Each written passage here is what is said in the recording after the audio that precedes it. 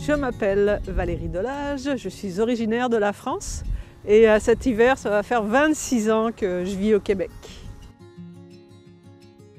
Je suis directrice générale du Comité de solidarité de Trois-Rivières. Le lac Saint-Pierre, ça représente un endroit symbolique pour moi parce que quand mon grand-père est décédé, évidemment, je n'ai pas pu aller assister aux funérailles en France. Et je cherchais un endroit pour être avec ma famille, pour vivre les funérailles, même si j'y étais pas. Donc au moment des funérailles, je suis venue ici me recueillir, marcher, c'était en septembre, il y avait du sable, je pouvais marcher sur le bord de l'eau, réfléchir à ce que l'héritage de mon grand-père, ce qu'il m'avait apporté, puis vivre ce processus de deuil qu'on vit normalement dans des funérailles, mais ici, dans cet endroit-là, qui m'inspirait, puis que je trouvais beau pour vivre ce moment particulier-là.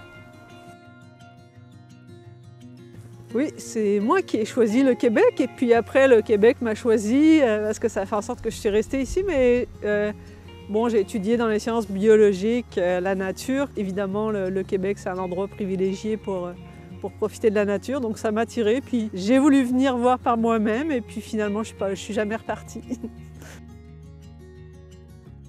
En étant née au bord de la mer à La Rochelle, en France, au bord de l'océan Atlantique, je trouve qu'ici, on retrouve un peu cette ouverture du paysage qui me rappelle un peu le bord de mer. Je trouve que c'est une ville à échelle humaine. La grandeur fait en sorte qu'on peut côtoyer plein de gens. On est proche aussi de beaucoup d'espaces naturels, le parc de la Mauricie, le lac Saint-Pierre ici. Donc, je trouve que c'est la configuration parfaite pour habiter en ville.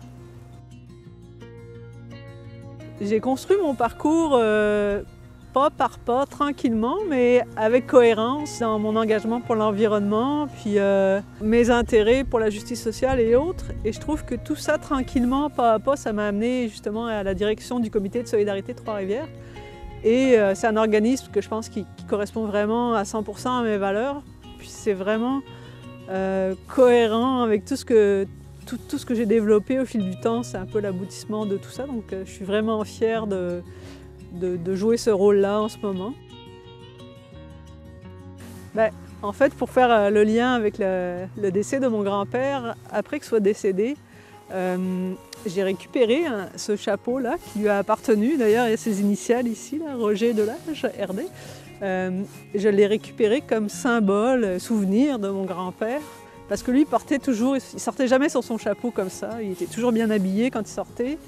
Et puis, il a été maire de son village, il s'est beaucoup impliqué dans sa communauté au niveau politique ou autre.